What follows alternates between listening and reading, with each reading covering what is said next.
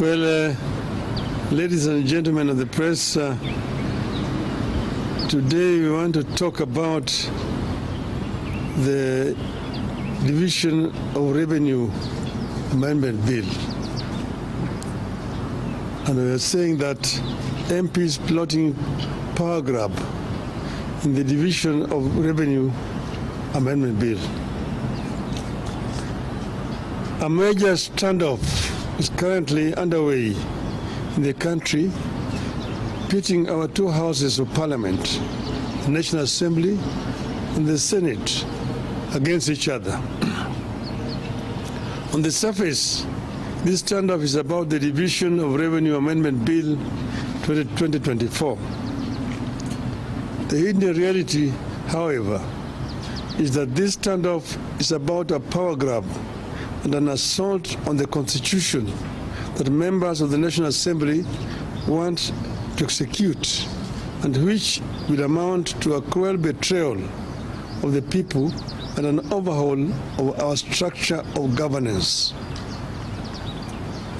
This development has been brewing for some time since the coming of the National Government Constituency Development Fund and the National Government Affirmative Action Fund, which are in the hands of members of the National Assembly.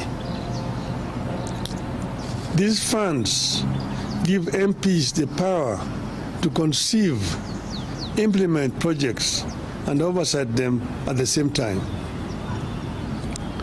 Having managed to entrench this anomaly, members of the National Assembly are now attempting to determine the amount of money counties get, despite the clear constitutional provisions on the revenue sharing.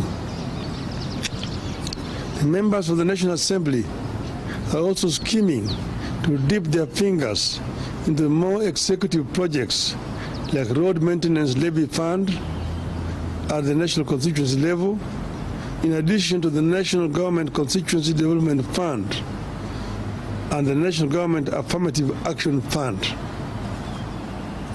The Constitution assigns 3 roles to members of Parliament, and this is universal. 1, representation; 2, legislation; and 3, oversight. I repeat, representation, legislation, and oversight, period. Execution or implementation of programs has never been and can never be the job of members of Parliament without creating a serious accountability crisis in our governance system to the detriment of us all. Parliament makes laws and ensures that the laws are implemented and followed. It is against this backdrop that I find the ongoing standoff between our two houses of Parliament over division of revenue extremely scary, unhelpful, and unnecessary. The Constitution we promulgated in 2010 guides the way the government and our country works. It divides the government into 3 parts, each with the power to keep the other parts under control. It further creates 2 levels of government: the national government and 47 county governments. The 3 parts you know: the executive, the legislature, and the judiciary.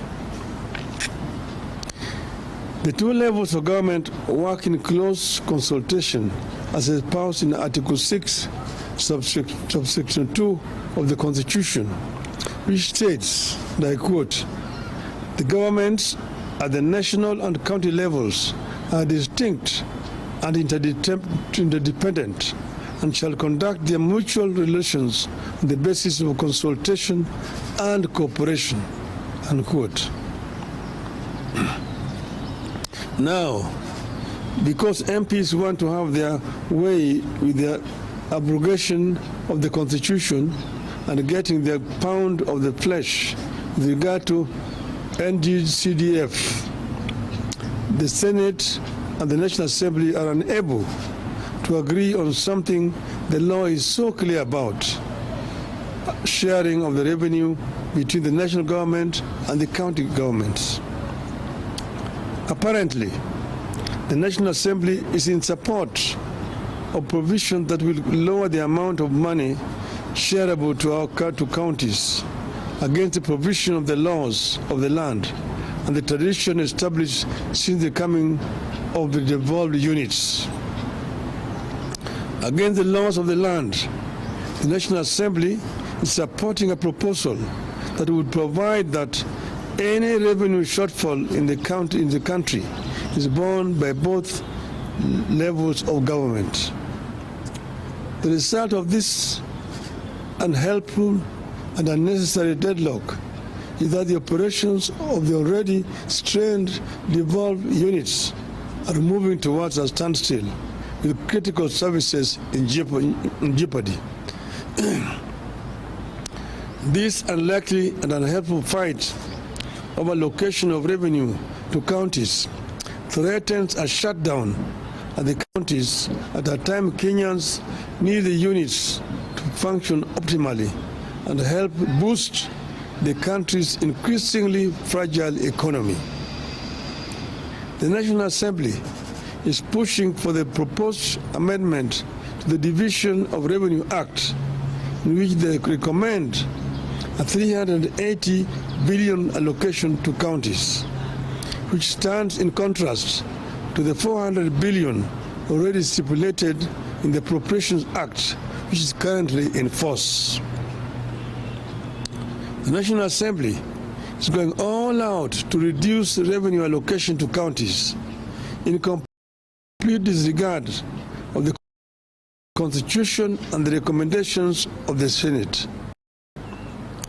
This move is not only illegal and unconstitutional, it also sets an extremely dangerous precedent, which, if allowed to stand, will lead to a slow but steady strangulation and eventual killing of counties. The National Assembly must get it very clear that revenue allocation to counties can only go up, not down, unless the intention is to kill devolution. The Senate had asked for 416 billion for counties for the year 2024-25. After negotiations, Senate settled on the figure of 400 billion, which is set out in the Division of Revenue Act 2024. The law is clear that counties get at least 15% of the national revenue, and 400 billion is 15% of the national revenue. Every 5 years, this country goes to elections, and all positions are available, from the president to governor to Senate to MPs, and all the way to the members of county assemblies. People know the roles and responsibilities assigned to positions they choose to run for, and nobody should attempt to change the roles and responsibilities midway. It is urgent that both houses come together to allow the country governments get their rightful share of funds and discharge their responsibilities to the people of the country. The National Assembly must do the right thing and work with the Senate to get the correct amount of money to counties. More than a decade into the two levels of government, the management and funding of devolved units should be getting more efficient and more predictable. The current standoff and attempts to tamper with allocation indicate a dangerous backward march. I urge our members of parliament to be enablers of devolution and refuse to be in partnership with those determined to frustrate and kill devolution. End of statement. But I may just add off the cuff that devolution that we came up with has got many enemies. Many people do not want devolution to work in this country. You know, we had put in the Constitution a minimum of 15%, but it does not have to be the minimum. It can go higher up. That's why in the BBI we had wanted to raise it to a minimum of 35%. For your information, in a country like Nigeria, which devolved a three-tier, the local governments get 20% of the revenue. The state government get 35%. The federal government gets 45%. In other words, 55% of the total revenue in Nigeria are devolved. And that's when the devolved units work, is when the country works. It is in the interest of the national government to release more resources to the counties. That is when this country is going to be properly run. Because there are several devolved functions like health, like agriculture, and part of infrastructure, which is not working properly because resources are not going down to the counties. A big chunk of the money going to counties today is purely for recurrent expenditure, paying salaries to the staff.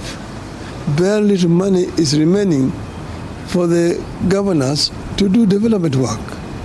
And that's the reason why I find it very unfair that governors are being blamed for lack of development in their counties. And members of parliament should move away from trying to construct roads, from trying to construct health centers, schools and so on. Those are the responsibilities of the county government, not a national parliament. Thank you.